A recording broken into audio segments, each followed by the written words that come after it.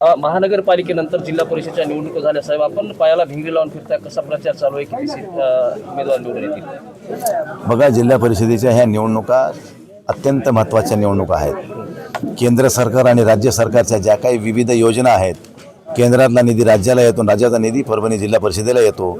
त्या जिल्ह्यातल्या जिल्हा परिषद ही एक ह्या जिल्ह्याचं एक मंत्रालय आहे आणि ह्या मंत्रालयावर सत्ता ही सर्वसामान्य माणसाची असावी. ह्या जिल्ह्यामध्ये सगळेच पुढारी आपल्या आपल्या लेकराचं पुनर्वसन करण्यामध्ये बेजार आहेत, पण आम्ही सर्वसामान्य कार्यकर्त्यासाठी बेजार आहेत. शेवटी ज्या सर्वसामान्य कुटुंबातून मी ह्या ठिकाणी राजकारणात आलो आणि ह्या जनतेनं मला एकदा नाही, दोनदा नाही, तीनदा नाही, चारदा नाही, पाचदा, दोनदा आमदार, तीनदा खासदार केले, त्या जनतेच्या प्रती कृतज्ञ राहणं हे माझं कर्तव्य आहे आणि त्या कर्तव्याचा भाग म्हणून मी ह्या ठिकाणी माझ्या सर्वसामान्य परिवारातल्या कुटुंबातल्या व्यक्तीला निवडून आणण्यासाठी प्रयत्नशील आहे.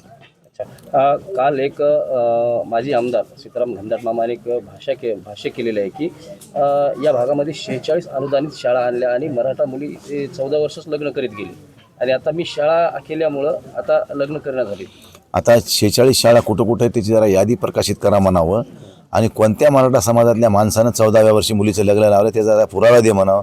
असे बेताल वक्तव्य मामा करू नका. तुम्ही एक ज्येष्ठ आहात, कोणत्या समाजाबद्दल काय बोलावं ह्याचं जरा भान ठेवलं पाहिजे. कुठल्याही समाजातली व्यक्ती असो, आपल्या मुलीचं लग्न अल्पवयामध्ये करीत नसते. 18 वर्षे हे कायद्यानं त्याला दिलेला अधिकार आहे आणि 18 वर्षे पूर्ण झाल्याशिवाय लग्न होत नाहीत. असा कायदा एवढा कडक एखाद्या गावातल्या नुसती सूचना जरी केली तरी पोलीस येऊन ते तुमच्या लग्नवाल्या ते येऊन अधिकारी येऊन त्याला घेऊन जातात आणि त्याच्यावर गुन्हे दाखल होतात. त्यामुळे असं कोणी एवढे सोपं राहिलं नाही. पहिलेही होतं नव्हतं, आताही होत नव्हतं. एखादी घटना कुठून चुकून काही प्रसंगानुसार झाली असेल त्याच्यामुळे त्याचं काही समोर ठेवून डोळ्यासमोर ठेवून जर वाक्य केलं असेल तर ते उचित नाही आहे. असे वक्तव्य करणं म्हणजे त्यांना शोभणार नाही. एक आमदार राहिलेला व्यक्ती आहे, आमदार राहिलेल्या व्यक्तीनं अशा स्वरूपाचं वक्तव्य करणं म्हणजे कोणत्या तरी समाजाला दोष दिल्यासारखं होईल. मला या ठिकाणी या निमित्तानं म्हणायचं. मंत्री महोदयाकडून कुठेतरी आरोप होतोय की विकास कामं झाली नाही जिल्ह्यामध्ये असो, ग्रामीण भागामध्ये असो, काय सांगणार? म्हणजे मंत्री बोर्डीकर हां काय म्हणतात?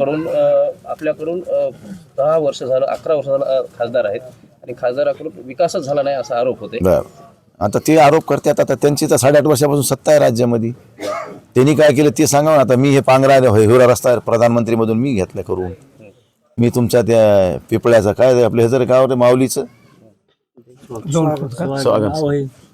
अरे त्या ह्याचा रे ठाकूरबुवाचं गाव ते गंगाजी बापू बसलं पिपळा भत्त्याचा प्रधानमंत्री मध्ये घेतलाय. लिखा पिपळगावचा रस्ता घेतलाय मी. हे पूर्णेचा रस्ता मीच केलेला आहे.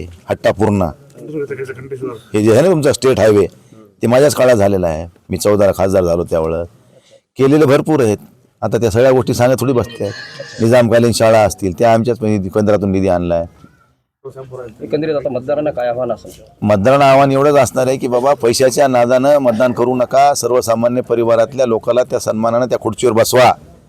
पैसेवाले कधीही बसतील आणि पुन्हा पैसेच खातील, पण गरीबातल्या माणसाला जर त्या खुर्चीवर बसवलं तर आयुष्यभर त्याचे उपकार ते तुमचे उपकार विसरणार नाही. जरा पुण्य वाटून या गरीबाला न्याय देऊन असं माझं आव्हान आहे परभणीतल्या सगळ्या जिल्हा परिषद हद्दीमधील जनतेला, मतदारांना.